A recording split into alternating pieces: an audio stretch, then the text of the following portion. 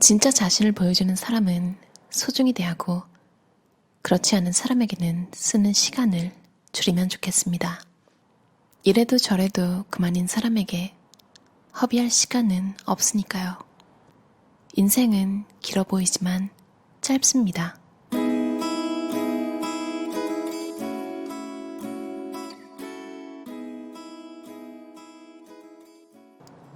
인간관계가 풍요로우면 서로 돕고 살 수 있다고 말하는 사람이 있습니다. 확실히 그런 면도 그렇지 않은 면도 있다고 생각합니다. 가령 캠핑이나 바베큐 파티를 할 때는 친구들이 모여서 왁자지껄해야 재미있습니다. 하지만 매일 캠핑과 바베큐 파티를 할 수는 없습니다. 친구와 콘서트를 보러 가는 것도 분명 신나고 즐거운 일입니다. 하지만 방에서 혼자 조용히 좋아하는 음악에 빠지는 것도 나를 채우는 시간입니다. 친구가 많아도 돈과 시간이 없으면 즐길 수 있는 선택지는 줄어듭니다. 영화나 드라마에서는 돈이 없어서 오갈 데가 없으면 친구네 집에 들어가 신세를 지거나 돈을 빌리거나 밥을 얻어먹는 장면이 나옵니다. 그런데 현실에서는 학생이라면 몰라도 어른이 그렇게 할 수 있을까요? 친구라는 존재는 인생을 풍요롭게 만드는 한 요소입니다. 그래서 친구 하나만으로 행복한지 아닌지를 측정할 수는 없다고 생각합니다. 친구는 없지만 좋아하는 애니메이션을 보거나 게임을 하는 시간에 가장 충족감을 느끼고 그 시간을 잃으면 어느 때보다 슬퍼하는 사람도 있을 것입니다. 친구와의 술자리보다 굉장히 좋아하는 가수의 콘서트나 사인회를 더 중요하게 생각하는 사람도 있을 것입니다. 혼자 프라모델을 조립하거나 낚시를 하거나 혹은 퇴근해서 맥주를 마시는 순간이야말로 더 없는 행복이라고 느끼는 사람도 있겠죠. 지금 신경을 너덜너덜하게 만드는 인간관계로 피폐해져 있다면 친구를 소중히 하라는 세상의 압력을 일단 머릿속에서 치워버립시다. 그리고 자신에게 솔직하게 물어보는 겁니다. 내 인생이 풍요로워지려면 무엇이 필요할까? 내가 더없이 행복하다고 느끼는 순간은 언제일까? 그렇게 되려면 어떤 사람이 필요할까? 참고로 저는 페이스북의 친구 목록에 어린 시절 친구나 동기, 과거의 직장 동료를 제외하고는 평소의 친구라고 할 만한 사람이 하나도 없는 상태입니다.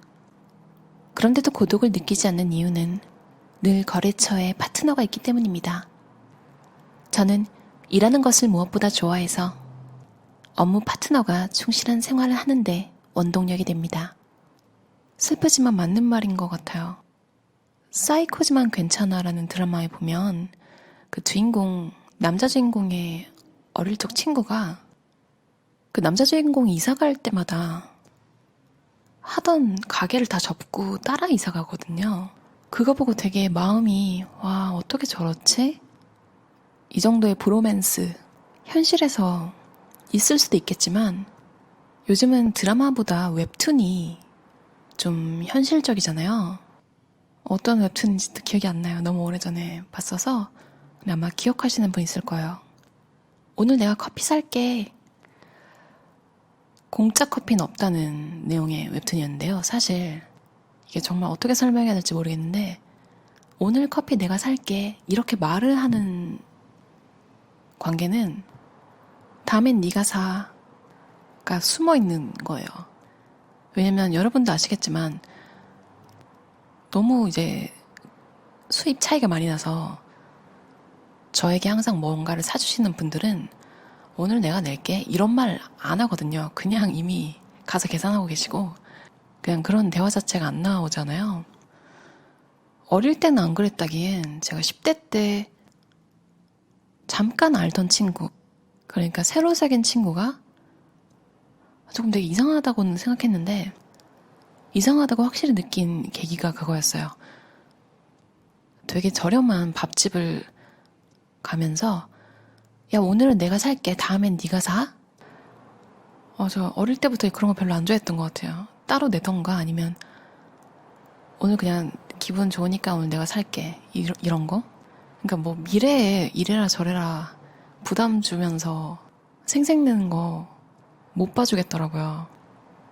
근데 뭐 새로 사귄 친구가 하니까 뭐 어쩌겠어요. 그래. 근데 여러분도 예상하시겠지만 제 차례가 됐을 때는 예전 밥집과는 전혀 다른 굉장히 비싼 프랜차이즈를 가서 당당히 막 시키던 그런 친구가 생각이 나네요. 딱히 그것 때문에 멀어진 건 아닌데 여러모로 소름 끼치는 부분이 많은 친구였던 것 같아요.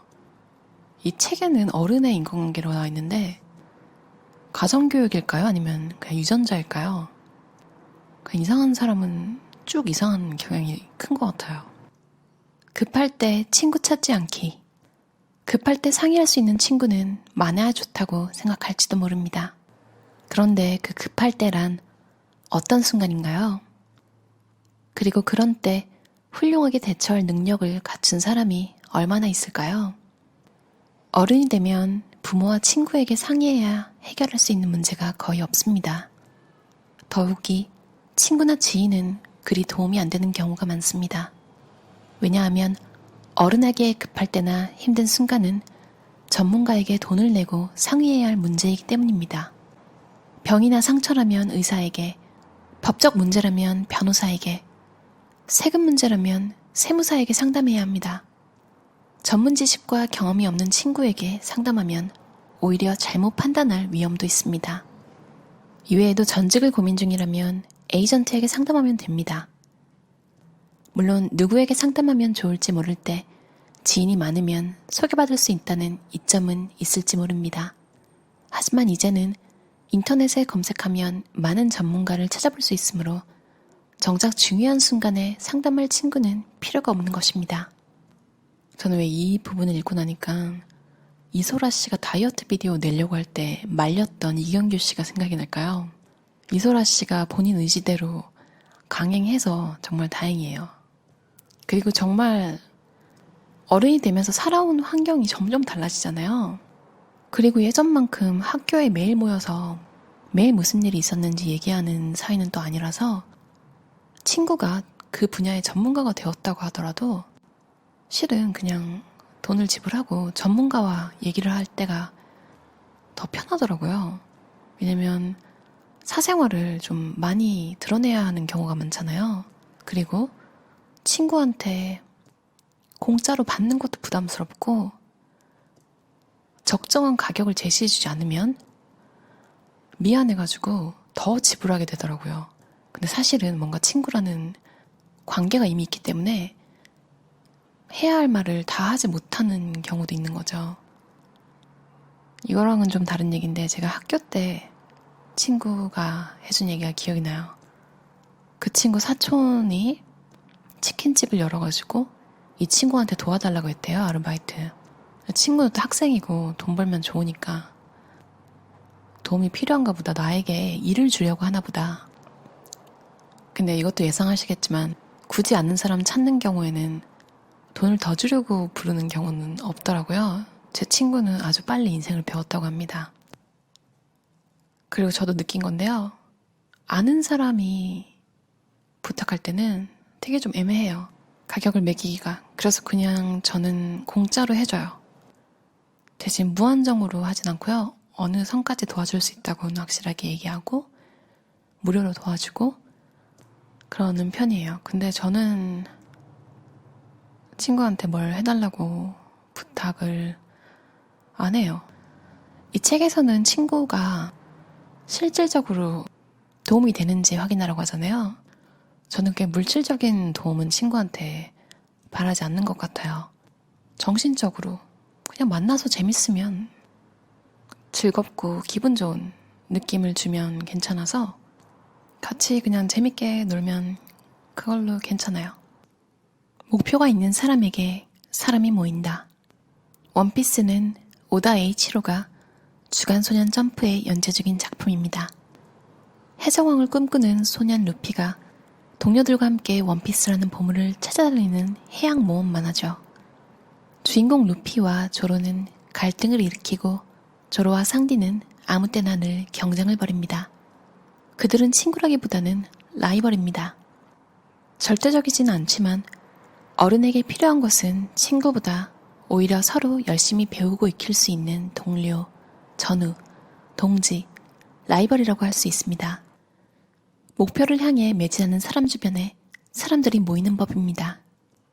실제로도 기업가는 처음에 혼자서 회사를 세우지만 이걸로 세상을 바꾸고 싶다는 비전을 걸고 행동하니까 거기에 뜻을 같이 하는 거래처와 직원이 모이는 것입니다.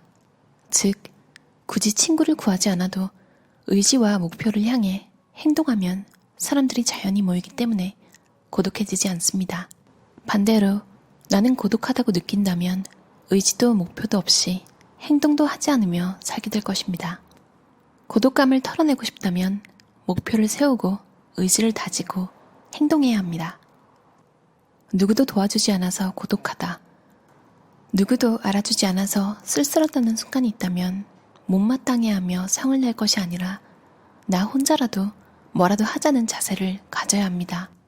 이런 자세야말로 사람을 끌어당기는 힘을 낳습니다.